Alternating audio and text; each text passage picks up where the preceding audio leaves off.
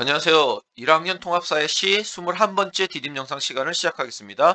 저번 시간에 절대 우위, 비교 우위 이런 말을 배웠죠. 자, 요 절대 우위, 비교 우위 요 개념이 우리 지금 배우는 경제 개념 중에서 제일 어려운 개념이고 요 내용이 요 내용을 알면은 더 이상 더 어려운 내용은 없습니다. 자, 요 내용을 천천히 선생님하고 어떤 사례 중심으로 잘 정리해 두면 좋을 것 같아요.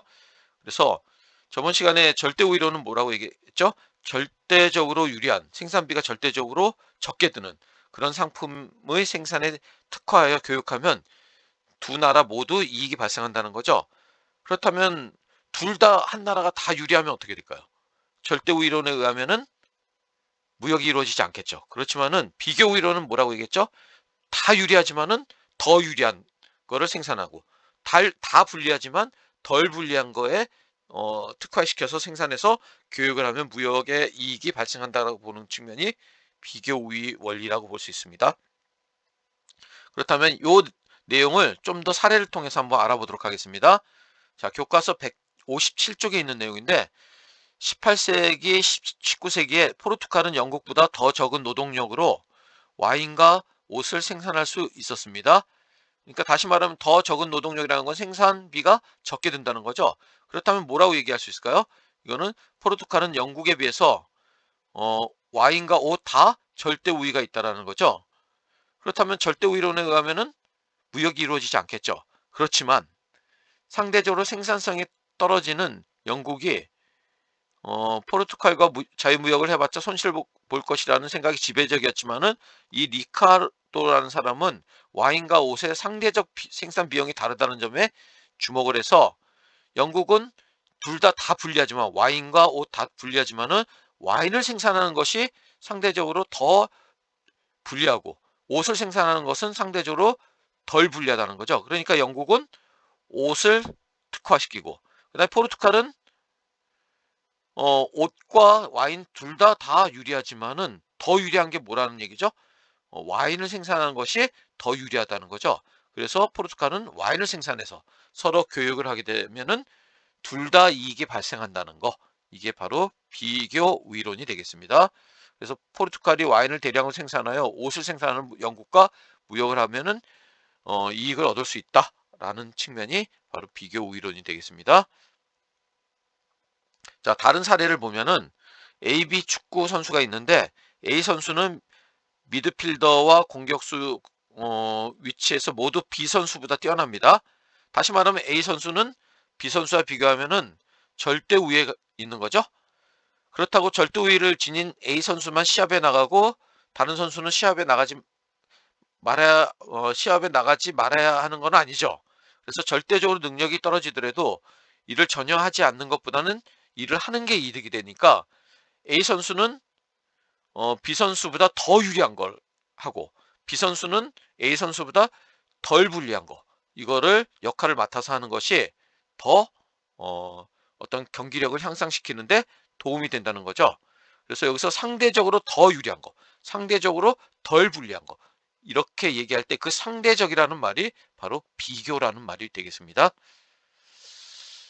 자, 그렇다면은 요거를 이렇게 어떤 사례를 통해서 어떤 이런 어떤 표 문제를 낼 수가 있습니다.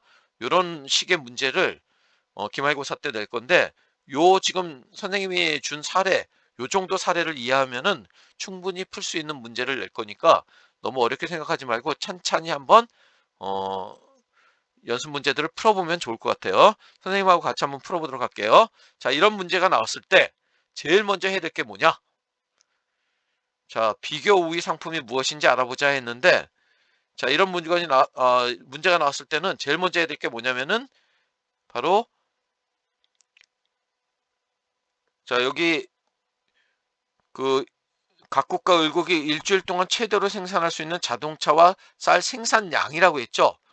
요 주어진 숫자들이 생산량, 생산물을 의미하는 건지 아니면은 생산비의 개념인지 요거를 꼭 반드시 먼저 구분을 해야 됩니다. 왜냐하면은 생산량 또는 생산물의 개념이면은 클수록 유리한 거죠. 생산비의 개념은 뭘까요? 생산비는 적게 들수록 유리한 거죠. 그러니까 여기서 보면은 만약에 여기서 각국이 12, 을국이 8만큼의 쌀을 생산하는데 이거를 이렇게 한번 생각해 볼게요. 자, 각국이 8, 을국이 10이면은 자, 자동차 생산에 있어서는 절대적으로 누가 유리할까요? 그죠. 각국이 유리하죠. 그러니까 각국은 자동차에 절대 우위가 있다. 이렇게 얘기할 수 있겠죠. 쌀은 어떨까요? 쌀은 여기서 보면은 을국이 더 유리한 거죠. 그래서 을국은 쌀에 절대 우위가 있다. 이렇게 되는 거죠. 자, 그런데 어, 자, 여기서 선생님이 아까 얘기했듯이 생산물 또는 생산비의 개념인지를 먼저 보는 것이 중요하다는 얘기 했습니다. 자, 그렇다면은 서로 유리한 게 있으면은 그걸 생산하면 되는 거죠. 그러면은 별 문제가 없는데, 자, 이제 주어진 문제는 뭘까요? 각국이, 자, 먼저 여기는 생산물의 개념일까요? 생산비의 개념일까요? 그렇죠. 생산물 또는 생산량의 개념이죠. 그러니까 이 수치가, 여기서 나타나는 수치들이 클수록 유리한 거죠. 클수록 유리한 겁니다. 그래서 보니까 각국이 자동차, 쌀 둘 다 유리하다는 거 알 수 있죠. 뭐라고 표현할까요? 그거를 각국은 자동차, 쌀 둘 다 절대 우위에 있다. 이렇게 얘기하는 거죠. 을국은 자동차, 쌀에 둘 다 절대 열위에 있다. 열자는 열등생할 때 열자입니다. 열위에 있다. 이렇게 얘기할 수 있겠죠. 그렇다면 절대 우위론에 의하면은 무역이 이루어지지 않지만은 비교 우위론에 의하면은 무역이 이루어진다고 보는 거죠. 어떻게 이루어질까요? 자, 둘 다 유리하지만 더 유리한 걸 찾는 거고, 각국은. 을국은 둘 다 불리하지만 덜 불리한 걸 찾는 거죠. 이럴 때 더 유리한지 불리한지를 뭘 가지고 따지냐면은 바로 기회비용으로 따질 수 있습니다. 왜 기회비용이 중요할까요? 기회비용은 적을수록 유리한 거죠. 적을수록 유리합니다. 그래서 기회비용이 적은 상품에 특화를 시켜서 무역을 하면 된다는 얘기가 되겠습니다. 그럼 여기서 한번 따져볼게요. 기회비용을 한번 구해볼게요. 자, 먼저 그러면 기회비용이 어떤 개념인가요? 자, 뭐를 하나 생산할 때 포기해야 되는 거죠. 그러니까 여기서 자동차 한 대의 기회비용이라는 의미는 뭘까요? 자동차 한 대의 기회비용은 자동차 한 대를 더 생산하기 위해서 포기해야 되는 게 뭐냐? 이런 개념이죠. 자, 그랬을 때 각국은 자동차 한 대를 생산하기 위해서 뭘 포기해야 되죠? 그쵸, 쌀을 포기하는 건데 얼마만큼의 뭘 포기하는 거죠? 그쵸, 바로 어, 자동차 10대를 만드는데 자동차만 만들었다고 했을 때 자동차 10대를 만들 수 있고 쌀만 만들 수 있다고 했을 때쌀 12 가마니를 만들 수 있는데 그렇다면 자동차 한 대에 해당되는 건 뭘까요? 그쵸? 요 자동차 쌀을 자동차로 나누면 되는 거죠. 그렇다면은 요 해당 제품이 여기서는 자동차가 되겠죠?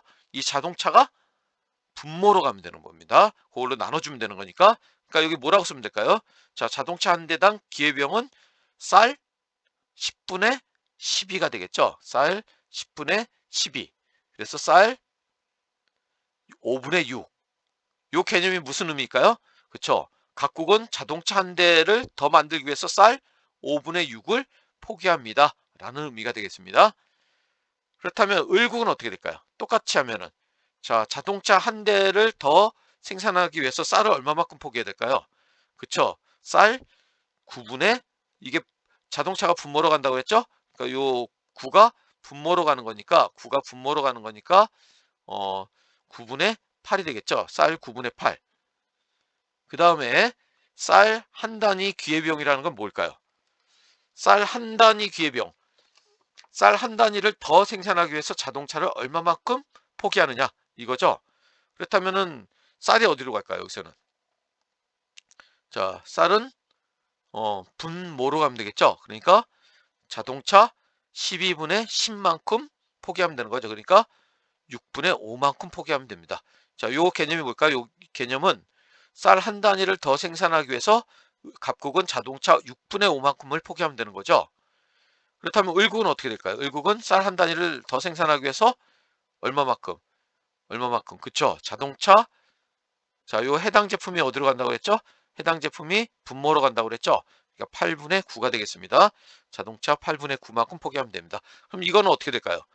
자, 자동차 한 대를 더 생산하기 위해서 각국은 쌀 5분의 6만큼, 을국은 9분의 8만큼 포기하면 되는 거니까 자동차 생산에 있어서는 누가 더 유리한 걸까요?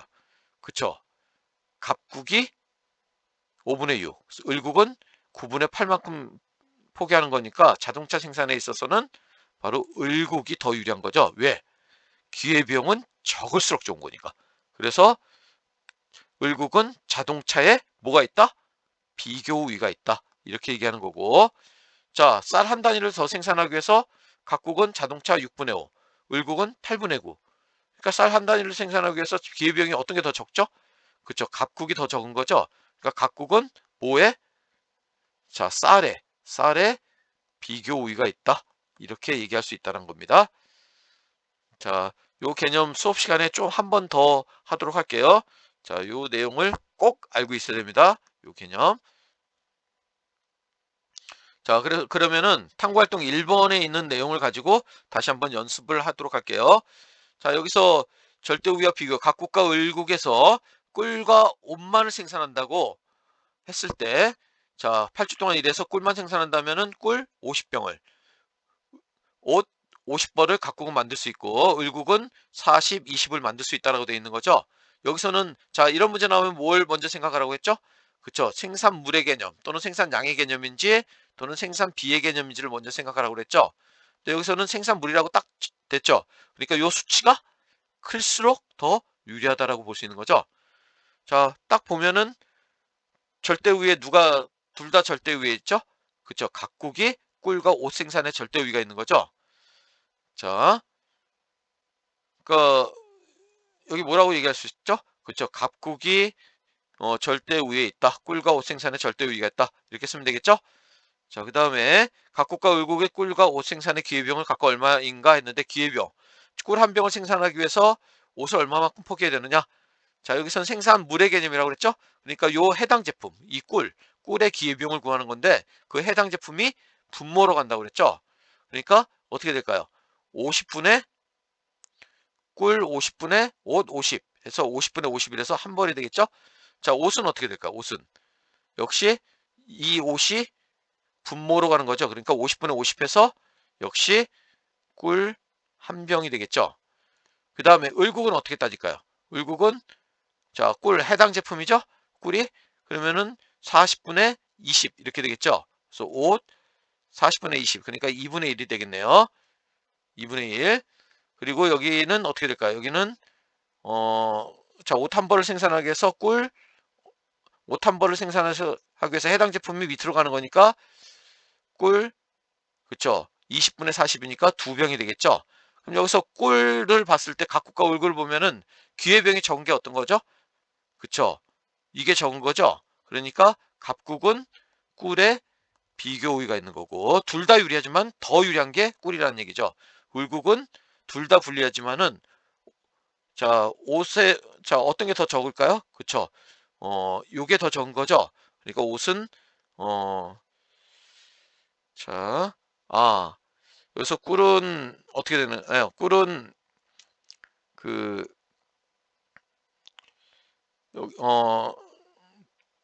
을국이 2분의 1이니까 더 적죠. 기회병이 죄송합니다. 잘못했습니다. 그래서 을국은 꿀에 비교유가 있고 각국은 여기 한 병이 더 적은 거죠. 옷은 그래서 각국은 옷에 비교우위가 있다. 이렇게 얘기할 수 있겠네요. 자, 그 다음에 각국과 을국은 각각 어떤 재화를 상대적으로 더 낮은 비용을 들여 생산하는가 했는데 상대적으로란 말이 비교란 말이 했죠. 그래서 꿀은 을국이, 옷은 갑국이 생산하면 된다. 그래서 서로 교역하면 서로에게 이익이 된다라고 얘기할 수 있겠습니다.